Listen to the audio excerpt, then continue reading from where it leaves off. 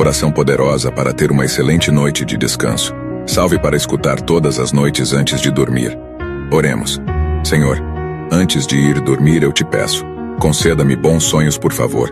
Repreenda todos os pesadelos e sonhos ruins que possam vir. Pela tua bondade eu lanço aos pés da cruz toda a ansiedade do meu coração, os traumas da vida e as investidas do maligno. Como a tua fiel escritura nos mostra que aquele que habita no esconderijo do Altíssimo, à sombra do Onipotente descansará. Direi do Senhor, Ele é o meu Deus, o meu refúgio, a minha fortaleza, e nele confiarei. Que seja destruído tudo o que queira roubar a minha paz. Eu sei que o teu cuidado me alcança e me ampara nesta hora. Fica comigo nesta noite e sempre. Senhor Criador do Universo, tu não dormes. Vela por mim, expulsando todo o mal da nossa casa e o medo do meu coração.